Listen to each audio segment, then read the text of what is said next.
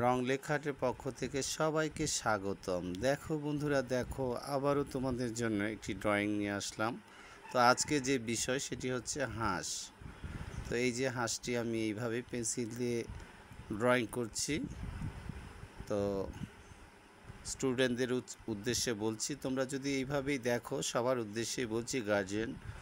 তো এইভাবে দেখে দেখে যদি প্র্যাকটিস করো, আগে একটু রাফ করে কাগজে যদি ট্রাই করো, এইভাবেই হাঁসটি এইভাবে এঁকে নাও বা ডট ডট দিয়ে, তারপরে ফাইনালি যদি আঁকো, আশা করি তোমরা হাঁসটি ড্রয়িং করতে পারবে। তো এই যে আমার যে ড্রয়িংয়ের যে ব্যাপারটি সেটি আমি কমপ্লিট করে নিলাম। এবার যে রঙগুলো অয়েল প্যাস্টেল, সেই অয়েল প্যাস্টেল রঙগুলো এখানে আমি দেওয়ার চেষ্টা করব। এই যে আমি প্রথমে ইয়েলো কালারটি আগে আমি এখানে দিয়ে নিলাম, এই রঙটি আমি দিয়ে নিলাম। রং দেওয়ার পরে ইয়েলোটা ভালো করে এইভাবে ঘষে ঘষে দেওয়ার চেষ্টা করব। এই যে এইভাবে ঘুরিয়ে ঘুরিয়ে দেওয়ার চেষ্টা করলে বেশি ভালো হয়।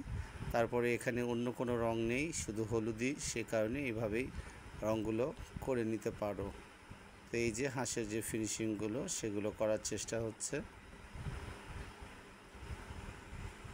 হলুদের পর এই যে কমলা কালারটি আমি এখানে দিয়ে নিলাম, অরেঞ্জ কালারটি তার পাখাতে দিয়ে দিচ্ছি এইভাবেই ধীরে ধীরে।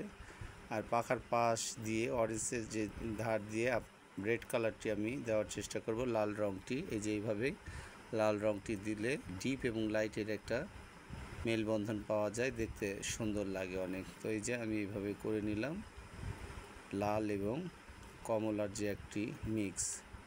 ঠোঁটেও আমি দিয়ে দিলাম কমলা কালার, একটু রেড কালার দিয়ে নিলাম,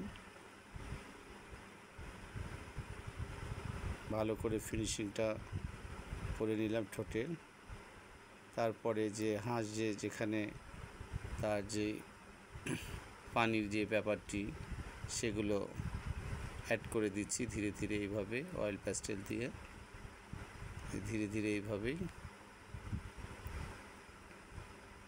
যে চোখের যে ব্যাপারটা গোল করে দিলাম, সার্কেল করে দিয়ে সেখানে একটি গোল করে দিলাম, বা চোখের যে ব্যাপারটা হয়ে গেল। ঠোঁটের যে ফিনিশিং সেগুলো দিয়ে দিচ্ছি, এবং পাখার যে ব্যাপারগুলো সেখানেও ধীরে ধীরে আসবো।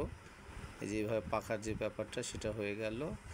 এবার গায়ের যে সাইডগুলো সেগুলো আসলে সুতা পেন্সিল দিয়ে আউটলাইন দিলে ছবি কিন্তু অনেক সুন্দর এবং প্রাণবন্ত হয়, দেখতে একরকম লাগে, ফিনিশিং দেওয়ার পরে কিন্তু আরও সুন্দর লাগে। আমি পানির যে ব্যাপারটি ডিপ এবং লাইট, এখানে আমি ডিপ একটু অ্যাড করে দিলাম, যে হাঁসের ছায়ার পড়াতে সেখানে একটু ডিপ হয়ে গেছে, এই ব্যাপারটি বোঝানোর জন্য পরে আমি এখানে।